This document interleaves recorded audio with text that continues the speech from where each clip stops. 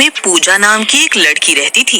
उसकी शादी अर्जुन नाम के लड़के से तय हो जाती है और वो अपनी सहेली को मिठाई देने उसके घर जा रही होती है और उसे वापस आते हुए रात हो जाती है। तभी डरावनी डरावनी आवाजें आने लगती हैं। फिर वो भागकर अपने घर पहुंचती है। उसकी आंखें लाल होती हैं और उसके बाल भी लंबे हो जाते हैं। पूजा किसी को कुछ नहीं कहती और किसी से बात करे बिना खाने बैठ जाती है और आज बिना रुके खाना खाती ही जाती है। अरे आज कितनी भूख लगी है तुम्हें? अरे भगवान, क्यों मेरी बेटी के खाने को नजर लगा रही हो? खुद को देखो, खा खा कर पहलवान हो गई हो। कोई दंगल लड़ना है क्या तुमने? अजी क्या कहा आपने? चुप रहिए। नहीं, कुछ नहीं, मैं तो चुप ही हूँ। जब से शादी हुई है गुस्सा क्यों करती हो? मैंने तो भगवान ही कहा था, गलती से पहलवान निकल गया मुंह से। फिर सब लोग सोने चले जाते हैं। फिर आधी रात होने पर पूजा सो रही होती है। तभी डरावनी डरावनी आवाजें आने लगती हैं, जिनको सुनकर पूजा डर कर उठ जाती है। उठ पूजा, उठ जा। अरे कौन है? कौन है? अरे ओ बेवकूफ लड़की, ऊपर देख, ऊपर। पूजा जैसे ही ऊपर देखती है तो एक चुड़ैल पंखे से लटकी होती है और पूजा को अपनी ओर बुला रही होती है। आओ पूजा, आओ, मेरे पास आ जाओ, आ जाओ, मेरे पास आ जाओ तुम। वो चुड़ैल बहुत डरावनी होती है। नहीं, आप कौन है? कौन है आप? माँ, माँ, माँ। पूजा के चिल्लाने से उसकी माँ और पिताजी उसके कमरे में आते हैं। क्या हुआ बेटी, तुम इतना डर क्यों रही हो? माँ, वो देखो, ऊपर पंखे से कोई चुड़ैल लटकी हुई है। कहाँ? फिर जैसे ही कमला ऊपर की ओर देखती है उसे कुछ भी नजर नहीं आता। बेटी, ऊपर तो कुछ भी नहीं है। जरूर तुमने कोई डरावना सपना देखा होगा। सो जाओ, कुछ नहीं होगा। पूजा ऊपर देखती है तो वो चुड़ैल पंखे से लटकी होती है। नहीं बाबा, वो देखिए, वहाँ है चुड़ैल।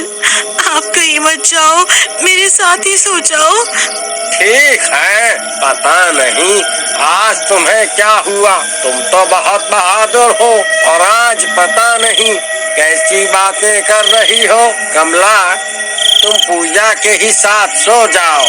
फिर कमला पूजा के साथ ही सो जाती है और पूजा लेटे लेटे डरते हुए ऊपर की ओर देखती है तो वो चुड़ैल उसे देखती रहती है, पर वो उसकी माँ को नहीं दिखाई देती। फिर अगली सुबह जैसे ही पूजा उठती है, ए लड़की, अब उठ जा, मुझे बहुत भूख लगी है। पूजा चौंक कर उठ जाती है। मुझे छोड़ दो, तुम्हें क्या चाहिए? छोड़ दो? इतनी मुश्किल से तो तू मिली है, मुझे तेरा शरीर चाहिए। अब चल, ज्यादा नखरे मत दिखा, मुझे भूख लगी है। इतना बोलकर वो चुड़ैल पूजा के शरीर में प्रवेश कर जाती है और तभी पूजा के बाल लंबे और आंखें लाल हो जाती हैं। फिर वो रसोई में जाती है और अपनी माँ से कहती है, मुझे बहुत भूख लगी है, चल खाना दे। हाँ? कमला हैरान होती है लेकिन कुछ कहती नहीं और पूजा को खाना दे देती है।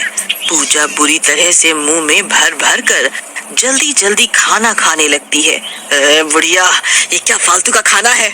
मुझे मुर्गा बना के दे। ये घास फूस तू ही खा। जा लेके आ मुर्गा और साथ में खून भी लेकर आइयो, नहीं तो तुझे कच्चा खा जाऊंगी। इतने में सुरेश अर्जुन के साथ वहाँ आ जाता है। अरे मर गई रे, अजी देखिए इसकी हिम्मत। इतने में पूजा कमला के बाल पकड़ लेती है। ए बुढ़िया, समझ में नहीं आता, लेकिन अर्जुन समझ जाता है कि कुछ गड़बड़ है। ठीक है, तुम शांत हो जाओ। तुम तो बहुत ही अच्छी हो। मुझे बताओ क्या चाहिए तुम्हें? फिर पूजा कमला को छोड़ देती है। तू कुछ समझदार लगता है मुझे, और वह चिकना भी है। मुझसे शादी करेगा? हाँ, क्यों नहीं, तुम मुझे पहले से ही बहुत पसंद हो, पर तुम्हें भी मेरी बात माननी होगी। ठीक है, पर मुझे भूख लगी है, पहले मुझे मुर्गा खिला दे, मुर्गा। ठीक है, जाओ तैयार हो जाओ और चलो मेरे साथ। फिर पूजा तैयार होने चली जाती है और अपने कमरे में जाकर अपने लंबे बाल संवारने लगती है। पापा जी, मुझे लगता है पूजा पे किसी चुड़ैल ने कब्जा कर लिया है और अब पूजा का शरीर उस चुड़ैल के वश में है। हमें इसे बहला फुसला कर ले जाना होगा। मैं जानता हूँ ऐसी जगह है जहाँ अच्छे अच्छे भूत उतारे जाते हैं, बस आप हाँ करो। अरे ये क्या कह रहे हो, ऐसा कैसे हो सकता है?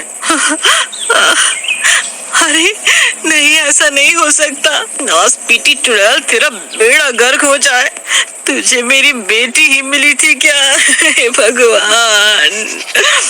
ये कैसे हुआ, सब पता चल जाएगा। अब चलो। फिर सब लोग पूजा को तांगे पर बैठा कर ले जाते हैं। अरे राजा जी, मुर्गा कब खिलाओगे? मुर्गा, मुझे नहीं जाना तुम्हारे साथ। तुम भी झूठे हो। हाँ, मुर्गा खाने ही जा रहे हैं। फिर वो एक खाने की दुकान पर रुकते हैं और उसे मुर्गा लेकर देते हैं। वो खा लेती है। मजा आ गया, ये तो बहुत स्वादिष्ट है, इसमें तो बहुत स्वाद है। चल अब खून पिला दे, खून पिला दे। हाँ। खून तो अभी खत्म हो गया है, बाद में पिला दूंगा। मुझे गुस्सा मत दिलाओ। फिर वो अर्जुन को हवा में उठा लेती है।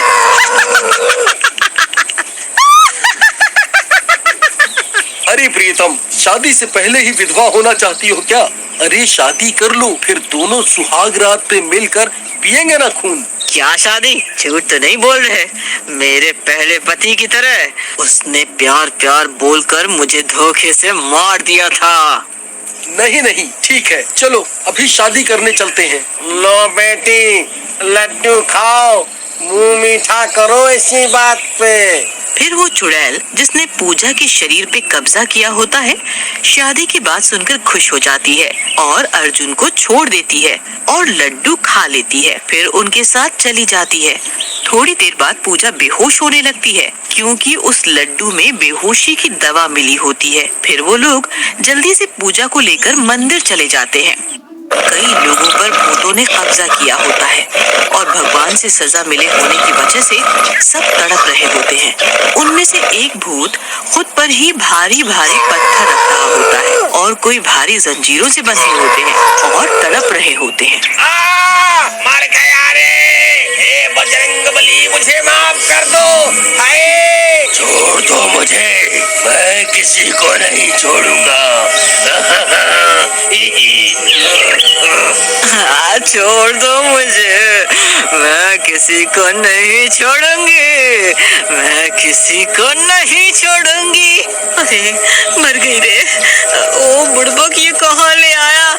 यहाँ तो कितने सारे भूत अपनी मुंडी घुमा रहे हैं। यहाँ तो हम पर ही भूत न चढ़ जाए।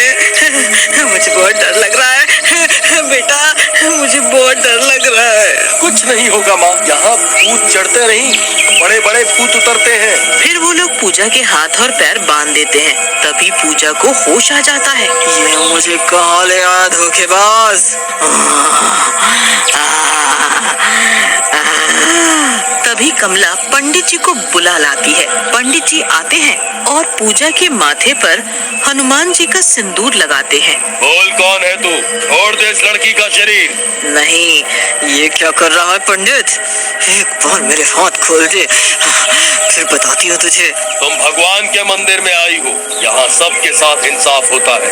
अब मैं अपने पति से बदला जरूर लूंगी, तभी मेरी आत्मा को शांति मिलेगी। तुम पूजा के शरीर को छोड़ दो, हम सब मिलकर तुम्हारे पति को सजा जरूर दिलाएंगे।